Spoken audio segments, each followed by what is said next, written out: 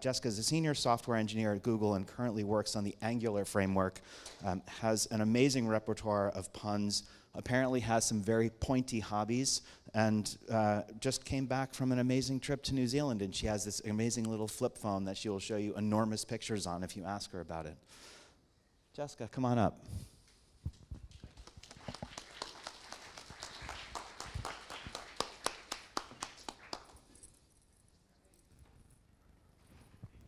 Am I okay? Good. I am unmuted. Good morning. So again, my name is Jessica Janiuk, senior software engineer at Google, working on the Angular framework team. We're going to be talking about hydration this morning, and you know, every time I've gone to an early morning talk, and you ever hear that thing about like, oh, I'm going to say good morning, and I want you to all say good morning. I hate that. But what I am going to do is I'm going to say good morning, and I want you to give me your best grumble. Oh, it's too early for this. Sound good? All right. Good morning, everyone. Isn't it the only proper response to that? So thank you. That's a great memory for me. I'm going to take that with me. So what we're going to talk about, we've got the concept of hydration. We'll define that because I know it's kind of esoteric. People don't necessarily, they've probably heard the term, but they don't necessarily know what it means. We'll talk about some of the terminology, what the frameworks out there do, and what Angular does. So this isn't going to be solely about Angular. If you don't know Angular, you won't be bored, I hope. That's a tough promise, but we'll see. And then I'll give you a little demo of some cool stuff I've been working on. I know many of you probably know that Angular is known as the enterprise framework, so we'll start by talking about some of my favorite enterprises. There's this one, it's the E, it's one of my favorites, and then there's this one, which is just classic. I just absolutely love it. All right, so some quick context around why I'm talking about hydration. I was part of the co-developer, there's two of us that were developing hydration for Angular. We spent quite a bit of time, a couple versions back, researching and implementing that for Angular. And right now, we also have this RFC, or request for comment, about what we call incremental hydration, which is a form of partial hydration that I actually wrote, and I'm currently working on the implementation for partial hydration for Angular. So that's why I thought it would be interesting to talk about this, because it's pretty much what I've been working on. So what is hydration? This is a thing I've actually been asked several times in the past day already. What it is a server-side rendering initial load optimization for web apps. So we're going to kind of walk through the process of what actually happens through hydration. So we got a little happy web server here, and that web server, you know, has your application on it. So that web server is like, great, I'm going to render that out. But what it actually just does is it generates you some DOM nodes, and those are pretty tasty. I just kind of want to. I didn't eat breakfast. I just had coffee. So, and those DOM nodes, they actually end up being just a string. So that string is then passed off to the client, which is a hungry client browser. It wants to eat up all of that HTML. And the thing is, that browser doesn't know anything about your application. It renders that HTML. It's going to look like your application because it has all of the style sheets and everything that's part of what the server rendered for you. But it doesn't know anything about the JavaScript yet. So yeah, it's like really confused. Like, what? There's supposed to be an application here? I don't know what that is. I'm going to go fetch it. We'll play fetch, and we'll get our application's JavaScript. Great. Now that we've got it, let's bootstrap it. This is part of every web framework or every application. It has to run a function that wakes up the application and bootstraps all of your dependencies and components and anything that you're using. And you can probably see this in it's not just web frameworks that do this. Pretty much every piece of code out there has to bootstrap somehow. And at this point, your application is like, hey, there's something here. in the browser. And I need to, like, should I just get rid of it? Or like, what is that? And the hydration process is essentially them going, oh, hey, that DOM node is this component over here, and that DOM node is this one. Okay, and I'm expecting this to be here. Oh, yep, that's what that is. Hey, okay, cool. We don't have to do anything that's already here. So it's kind of the meshing together of the DOM that was rendered by your web server and the application waking up and identifying what that DOM is. That's the process of hydration, remeshing together your application code with the DOM. I mean, we could ask Google to just, you know. So the alternative, and this is actually what Angular did a couple versions back. We had something called destructive hydration, which was really just a code word for we don't hydrate, we just destroy what's there and repaint it. But that's essentially what is an alternative that you can do. It's just not optimal. So in that situation, the application goes, I don't care what's there before, I'm just going to wipe it all, and I'm going to rebootstrap and repaint everything on the client side. But there's some big downsides to that, because hydration is better. If you do that destruction, it's going to have a pretty negative impact on your core web vitals, if you're unfamiliar with those. There's a bunch of metrics that are used to measure the performance of your application. It's used throughout like search engines as well. And you're going to see, if you do that destructive version, like your CLS, your layout shift, it's going to be seen as a whole application layout shift, and there's a flicker, and you'll have a longer, or the duration that it takes before shift is done will be much later. Same with your LCP and your FID, it's going to delay everything, so you have a longer period of time. That's why hydration is important. So, how many of you have heard the term partial hydration? Oh, I've got like 2 hands. So partial hydration has become kind of like a trendy topic amongst framework authors and some folks in the industry. And this is what I've been mostly focused on over the last probably 6 to 8 months. The concept here is all of the things I just talked about with that whole story. That applies to your whole application. The entire application has to be hydrated from top to bottom. Full application hydration. Partial hydration is saying, what if we didn't have to do the whole thing? What if you're able to identify portions of your application? Maybe it's like your footer. You know no one's going to see that for a while. So why are we shipping JavaScript for that? Why are we hydrating it? That's extra processing time. What if you know someone's not really you've got like a heat map, and that heat map is saying no one's interacting with this. I want to defer it till later. Maybe it's unimportant. Why are you shipping JavaScript for that? Why are you using up processing time to hydrate? So, partial hydration, the concept that you don't have to do the whole thing. So, the existing terminology in this space, and this was part of the research process that I underwent to kind of understand the space, because if you Google partial hydration, you'll see a lot of hits, but what we learned is that no one agrees on what that means. And there's a bunch of them. So partial hydration, as I just mentioned, we've heard selective hydration. We'll talk about that in a minute. Progressive hydration, we'll talk about that in a minute. We've got islands, we've got donuts, donut holes, and then the one we made up, which is incremental hydration. So islands, islands are kind of like if you imagine a little oasis in the middle of a desert. So the desert's dehydrated, and the island in the middle is hydrated. So you've got an island of interactivity. It's all surrounded by dehydrated content. In these cases, it may be detached. It may not be detached. It depends on the implementation. It could be an isolated application.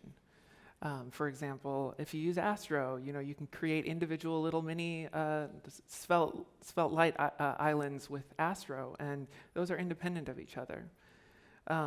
It may share data. It may share dependencies. Maybe won't.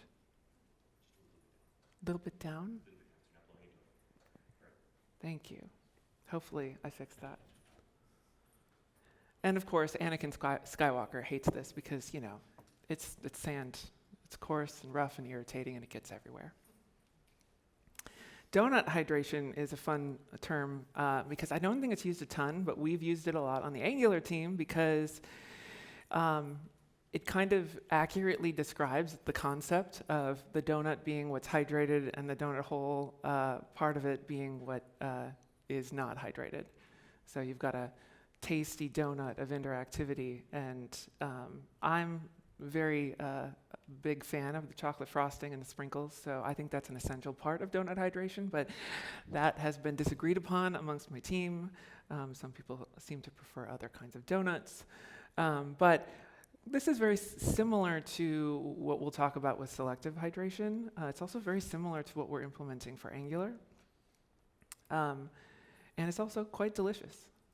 So donut hole hydration, as you might imagine, is now the inverse of that. So you've got, I even used the New England term of munchkins. I'm sorry. Stunkin' Donuts is not it. It really isn't. And I live in New England, so. Sure, yeah. Timbits would probably have been more appropriate for this, so I should go in and change the slides. So yeah. This is essentially the equivalent of islands. It's the inverse of donut hydration. So also delicious. Just be careful. It's a lot of calories. You don't necessarily want to eat the whole box of them all at once. I know there were some Krispy Kreme donuts here earlier yesterday, and I held myself to one because that's my favorite donut brand. Okay, so what do frameworks do? So this was a big core part of our research where we spent time like, what are all these frameworks doing? So React, how many people here use React? Probably like 90%? Yeah. How many of you have heard of selective hydration? Just like a handful. It was a surprise to me that it existed. And when we were looking into this, we were a little confused as to what it was. At first. But what it is actually a form of partial hydration that requires streaming. So the way that it functions is as your components are streaming in, they remain dehydrated up until that streaming has finished for that component, and then it actually hydrates that component. So it's not really like a lot of the other types of hydration we talked about because it's solely reliant on streaming. And you'd think it's hydration. Streaming is really appropriate, isn't it? Like, it could be like rivering or laking, but streaming really works because it's water. It's not a ton of water, but man, it is early today. Everybody's just like, I don't have it in me to laugh at anything. It's either that or this is just terrible. So, and I will accept that judgment. So progressive hydration is another concept within the React space, and this is very similar to like if you look into it, it's somewhat similar to what the Angular framework will be doing. Am I still popping a little bit? That's it, yeah. Yeah. Okay. And this is a process by which it forces your app to actually go online.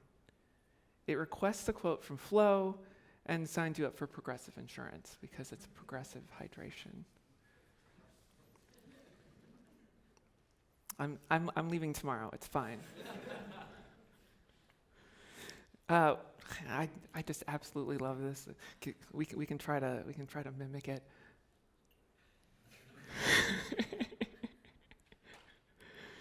So what progressive hydration actually is it uses React's concurrent mode, and it essentially is designed to generate smaller chunks for the components that you would like to not be part of your main bundle, and then you're allowed to kind of specify the sequence in which those chunks will be loaded and hydrated. And it requires V18. It's a V18 or later. It's technically an experimental API right now. At least it was when I looked a couple days ago. So I don't know how frequently it's being used. Is anybody using this right now? I don't know if it's enabled by default, but Next.js might be using it. Yeah. So yeah, with Vue, what we found is that there's just no native support for it. It's been talked about. We found a community library that some people are probably using. I don't remember which version it supports for Vue. But there was essentially a proposal that was written up within the Vue repo to add core support for it, but it hadn't really gone anywhere. This was as of like several months back when I did this research. Movement may have happened on it since. But Sarah Drasner, who is a former Vue core team member, is also several bosses up from me, and we've talked about it, and I don't think it's gone anywhere since. Svelte similarly has no native support in SvelteKit, and with all of these things that we found, we actually were quite surprised, because with all the talk that we've heard about partial hydration, it doesn't really exist much. So it was a huge surprise. So we downloaded this proof of concept that uses 11t, and that proof of concept is several years old and doesn't run anymore. So we were a little disappointed to see that, but yeah. Solid has no native support either. We actually, on the Angular team, we talk to Ryan pretty regularly. We actually talk to all the framework authors pretty regularly, but we have a pretty good relationship with Ryan, and so we've chatted with him about this a number of times, and while he has discussed this, there is no plans to implement any sort of like partial hydration support in the short term. They're focused on other things with Solid Start right now, so, but you know, we have a bit of an influence sometimes on the direction he goes, so maybe after we launch ours, he'll consider it. And then many of you are probably familiar with Astro and 11t. Astro's implementation is very much islands, and these allow, if you want to, you can share data across them. What we found out is that data has no impact on whether you want to like wake up an island. So if the data changes between them, you still have to use like a different trigger to wake them up. Yeah, they are essentially isolated from each other than being able to share that data. And then Wiz and Quick. Has anybody here heard of Wiz before? That's kind of what I expected. Wiz is an internal Google framework. And it actually is what inspired Quick, because it is the original resumable framework. And if you've watched anything from Sarah Drasner over the last year, there was a big announcement from her channel that we're like Angular and Wiz are converging and like sharing code. And that was a big deal because everybody's like, oh, Angular is dead. It's all going to be Wiz now. No, that's not what it is. We're just kind of working together and trying to share primitives and finding ways that we can, I hate this term, synergize. But if you've heard the term resumability, this is where it is. This is where it came from. It's the original concept around it. These are frameworks that are essentially designed around that initial load optimization. They're like, I want the fastest initial load I can possibly get. They essentially reduce the amount of JavaScript that they ship to almost nothing. There's a little bit that's shipped right away, and then they'll defer load as much as they possibly can. So if you ever hear Mishko talking about Quick, he'll talk about shipping no JavaScript. And that may be true for the immediate like first load, but you know, as you use components, they start to wake up, and it does actually have to fetch them at that point. So partial hydration is really just a byproduct of these. It's kind of built in, because if you're not loading any JavaScript to load your page and you're only loading it when it's needed, it's naturally only going to have little spots on the page that are interactive. So yeah, that's what those frameworks all do. It's a lot of stuff. Again, we were kind of surprised. This concept of partial hydration is very trendy right now, and we've been asked about it for years. Like, oh, it would be really cool if Angular could support resumability and it could support partial hydration. And we're like, yeah, it really would be, wouldn't it? Upon researching it, finding out that like the terms are not agreed upon, nobody really knows exactly what it means. So that kind of put us in a space of like, so if we do this, what do we call it ourselves?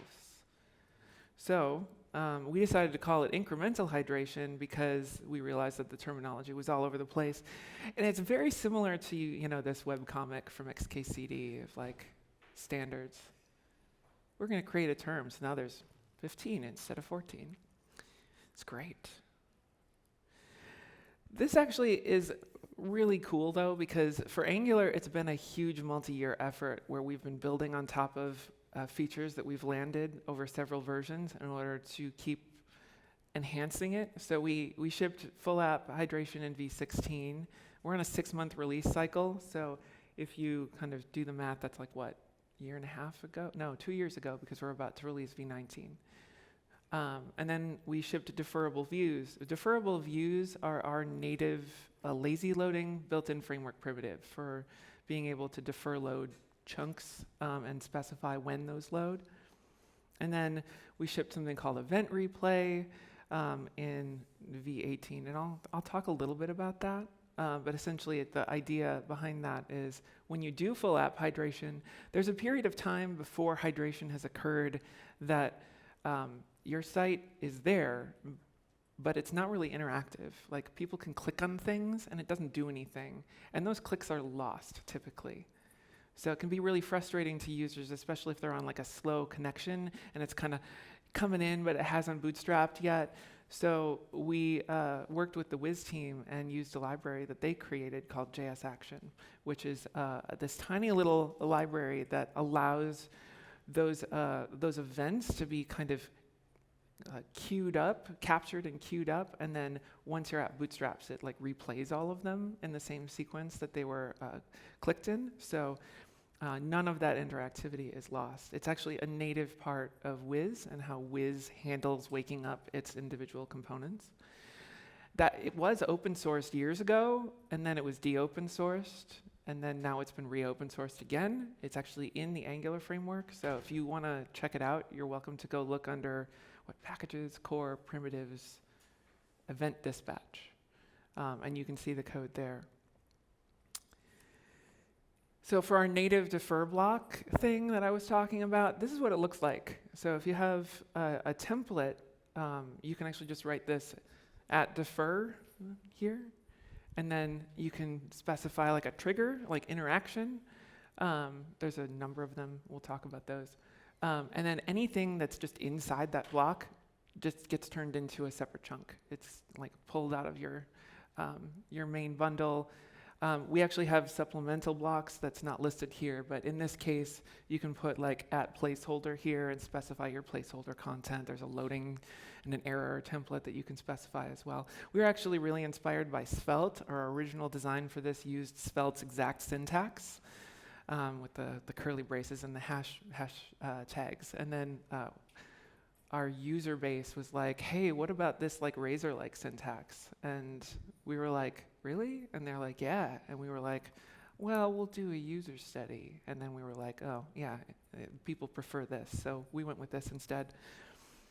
So we think this is pretty awesome. It ended up being a really good jumping point for our partial hydration implementation. These were actually inspired by, that color looks terrible on this screen. Deferrable views they were inspired by Wiz with Wiz's triggering system and Astro's built-in triggers. So we looked at both of those and we thought this would be great. So the trigger list looks like this, and actually we share these triggers between our partial hydration implementation and our defer implementation. So we got all of these. Interaction is like clicks and anything that involves a direct interaction. Immediate is like just do the thing. Request idle callback. We've got intersection observer, and then hover timers to set timeout. When is you can put your own logic in, like Boolean logic. And then for hydration, we have never, which is like a nice way of saying I want this to be static content. And this is what it looks like. So this is how we've enabled partial hydration. Essentially, you create your defer block. You've got one trigger, and then you can specify, hey, but I want it to hydrate on this separate trigger. And you can kind of think of this as you put a hydrate trigger in and say, like, that's your initial load trigger. But hey, it's still client-side rendered if you navigate away and come back. So you need another one just in case that's their first interaction with that defer block. We think this is pretty awesome way to specify it because it's like not too much code and you kind of just get it out of the box. And what's cool is that those triggers essentially tell your server that rather than rendering a placeholder, just on the server, ignore that this was supposed to be deferred, fetch all those dependencies, render it through on the server, and then when you get to the client, that content is still deferred. So you actually get your real template code as your placeholder in that case, which is exactly what you want. There's no CLS, there's no like issues with your layout moving around. And you're probably wondering, and maybe you're not because it's pretty early, but how do nested blocks work? So if you've got a defer block and then a nested defer block, wait, is this Stephen Hawking? Interesting. I don't know how we got that quote. Anyway, so the way that this works is actually Hawking radiation. So you got your black hole, you got your event horizon, and you've got as a black hole evaporates, it releases radiation, and this has nothing to do with partial hydration. But it would be really cool, wouldn't it? Anyway, so the way that it actually works is we have two code paths. So we're using JS Action, that library that I mentioned. That library is specifically designed around events that the browser supports. So anything that's native, like clicks, hovers, but not something like an intersection observer, because that's a separate class to implement. It doesn't fire an event in the same way. So we have separate code that actually handles anything that is not a native browser event. We have additional instructions, and we have to do this thing called annotation. Annotation is a big part of hydration because in order to know what's there, we have to serialize all this information about the DOM so that when the application bootstraps, it can look at that and be like, oh, so how many root nodes are here? There's 5? Okay, and then do we need to know about any content projection? What about a control flow? What if there's an if? Yeah. So we have to have all of this information as it gets serialized into the footer. We read that during the hydration process. So that's what that's all about. And I mentioned this already. This is how the things work. You want to see a demo of it? We'll see how this works. I need to figure out how to get. There we go. Okay, cool. So, does it go up to the top? Wait, which? There we go. Okay. Here we go. All right. So, I know this looks like a mock-up. This is a real running Angular application. What you're seeing here, anything that has a blue outline is hydrated. Anything that has a gray dashed outline is dehydrated content. If you see an orange line, that is active fetching content. And you can see up here, there's a 3-second, we've manually delayed the amount of time it takes to resolve the actual fetching of the components. So if I come over here and I click on add to cart, you can see it fetches and then finishes, and then you can see there's an item in the cart.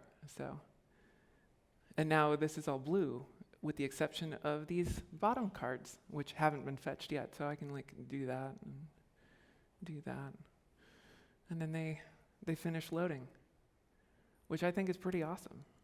And if you refresh this, and then I hit this 5 or 6 times.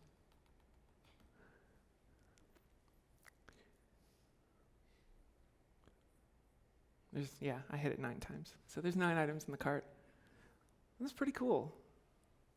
We can change that if I can change the. I'd have to move. I don't know how much. I don't have much time left. So we'll just. If you want to see more of this, you can actually talk to me later, or let me come back here, and then quick slideshow. If you would like to scan this QR code, you can try this out for yourself.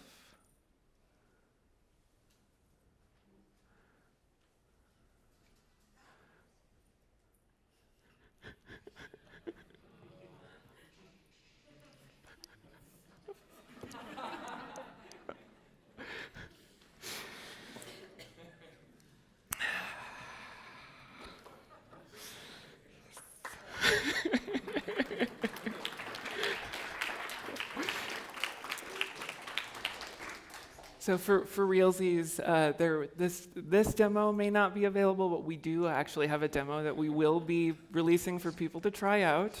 Our feature freeze is in the next couple of weeks, and you can expect that this will likely release in our V19, which is coming up in November. So in the upcoming RCs, you can actually go and start playing with this. And that's pretty much it. This is a real QR code. If you want to connect with me, you're welcome to scan that. That'll take you to my link tree. And yeah, thanks, everybody.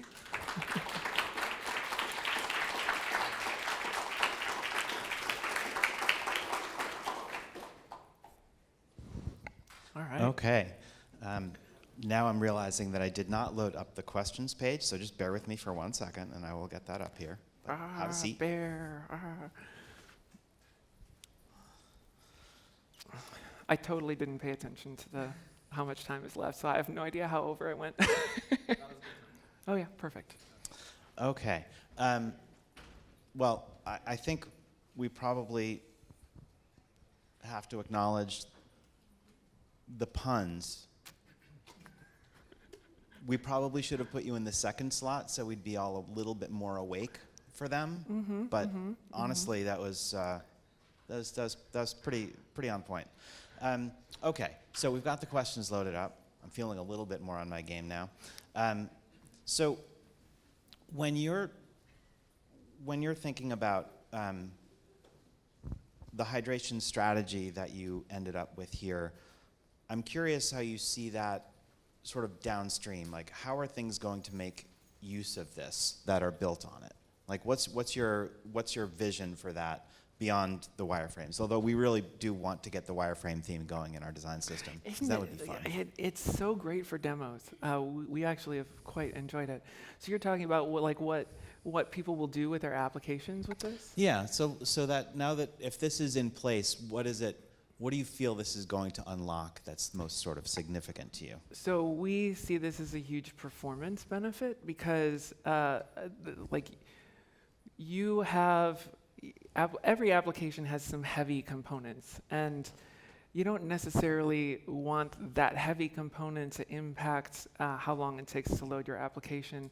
So you now, with this partial hydration approach, will be able to defer load a lot more than you used to be able to, because it's actually rendering the content you want. And we think that's a huge win for users. So we think it's going to really greatly improve people's performance. But we're not planning on stopping with this implementation of partial hydration, since we already, like I mentioned, we've been building on our existing releases that we just recently had. We'll be looking at okay, well, how can we now detach our components from the dependency tree so we can make it an actual independent island? So we could do something where we have hydrated content, dehydrated content, nested hydrated content, something like that, or being able to have a true island within your application. So more work to be done. So have your island and eat your donut? Is that Yes. kind of the strategy? Yeah, sure. Okay. Yeah. I'm going to try and mix as many metaphors as possible today. It's and the whole strategy. so it's kind of a layer cake approach then. This has been going on for about 24 hours now. And 24 hours. This has been going on for the entirety of my life. Fair. So actually, related to what you were just talking about in terms of the hole in that logic, there was, no? Okay, so. I heard it. In the instance, this is building on something that will end up being something to consume content from a headless CMS, that feels like this is kind of that nesting strategy would be perfect for this, where there's containers, things that are rendered, then little bits that need to change. Is that kind of where you were headed with that? Yeah, like a blog post or something with comments where you can still see the initial load of the comments, but like somebody might not interact with it, so they don't have to like click to load comments, and then so stuff like that. Yeah. Another question was around, do you want to enable someone to put 9 items in their cart at once before they realize something is hydrated? That is a good question. We do expect that there will be some level of like click, click, click. Oh, it's not doing anything yet. So we hope that by enabling partial hydration and shipping less of that JavaScript, that there is less of an interaction delay. So the likelihood of that occurring is going to be much less likely. And keep in mind, this is an artificial delay. If I were to like turn off the 3-second delay, it's pretty fast. So it's hard to try to click it more than once in that situation. So. Oh, I've seen users do that. I have no doubt that people will have that capability. Sure. So I want to shift gears a little bit to the question of the difference between this and resumability. Feels like it's pretty similar, or like what do you see the differences are in the approaches that you've taken? So resumability is another one of those trendy words we've heard a lot about, and resumability as a concept is this idea that your server renders and your browser picks up where that server left off. It resumes from where your server finished. That's the resume part of resumability.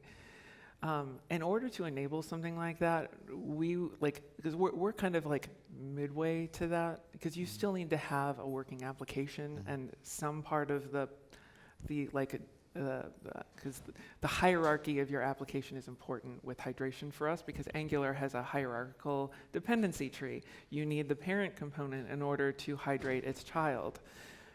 So we still need that root node and the root of the application to be hydrated. So we necessarily can't be resumable until we find a way to do something like a true island, because really resumability is like islands that are only being shipped and woken up when needed.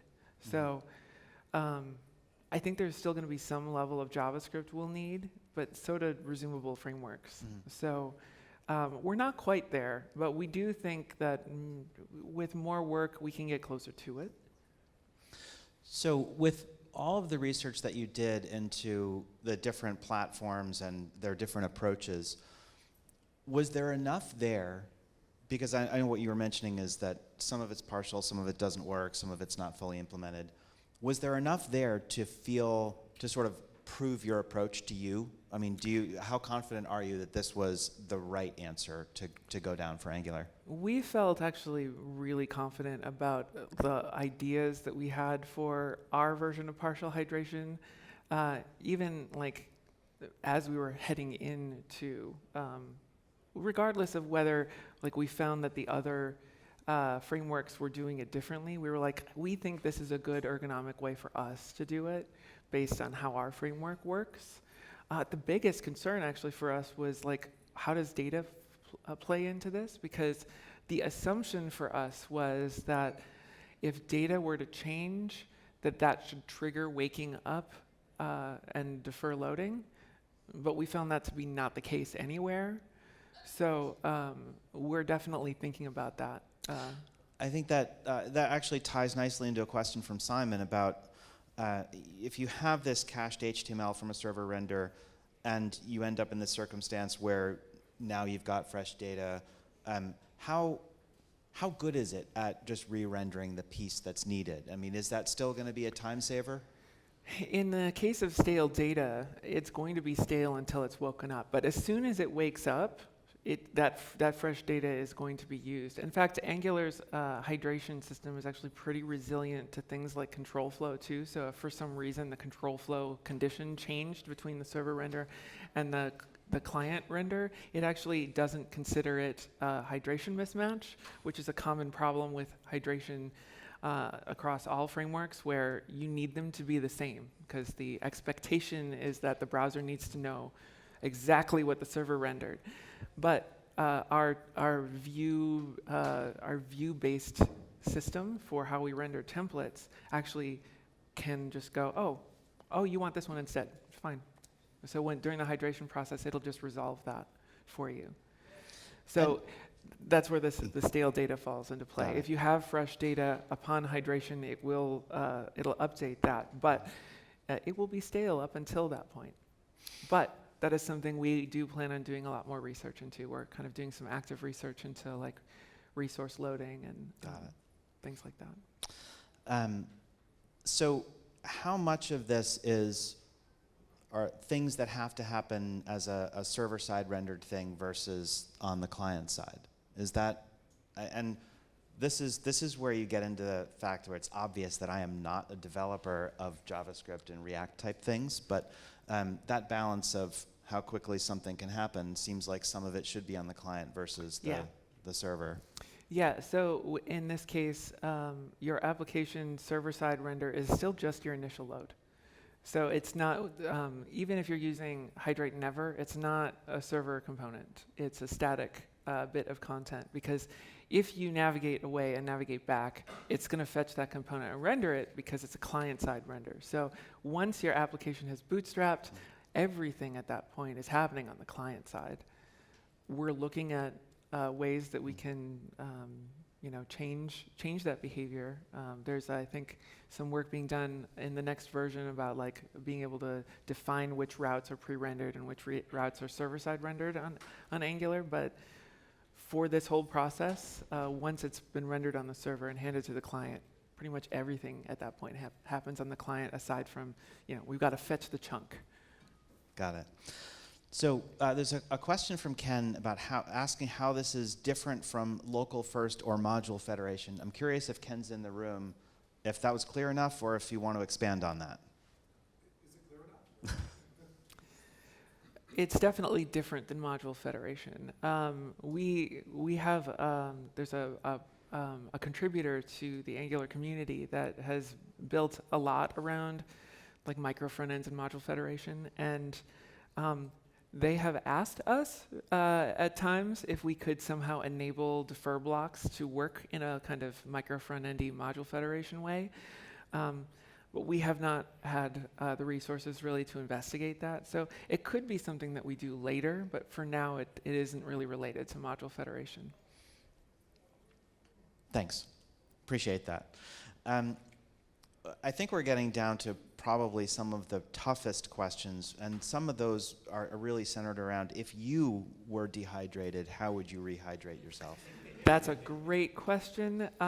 Normally, when I'm drinking liquids at home, it's either coffee or water, and coffee is semi-hydrating, but also dehydrating, so I wouldn't recommend that, although it is tasty. So for me, it's gonna be water. Although I'm a huge fan of hint water. I don't know if that's in Canada, but it's like what if sparkly flavored water, but lightly flavored, but not sparkly? Yeah, it's great. I like it. Well, I'm glad we've sorted that out. Yeah, I know. That was probably the most important question we've gotten so far. Well, and this last one is actually, I feel like it's a bit out in left field. I'm not sure what Anonymous was getting at with this, but they'd like to know if this would work if it was written in Python. They can try it and let us know. Just scan this QR code and you'll find out. Yeah, that QR code in my talk is a perfect resource for that. Well, I think we are just winding down. One last thing, I've been trying to give people a chance to talk about maybe a side project or something else that you've been working on that you're excited about. Side project that I'm excited about. Or it doesn't have, or it could be a front project instead of a side one. Oh, it could be, or like rear or down. Okay. It's too early. I can't keep up with that. I'm into the 3D printing space, and I'm about to start working on my next Star Wars droid. So If you're a Star Wars fan and you know who Chopper is, that's my next Star Wars droid build. So, I think we'll just need photos next time. oh, if you want to see some photos of what I'm working on, you can come up and talk to me. I'll show it on my fancy foldable phone. So All right. that This was has been great. teased earlier. So I like to sign off with live long and prosper, everyone. Thank you, Jessica. This has been informative. I've certainly learned a lot. Thank you very much. Thank you.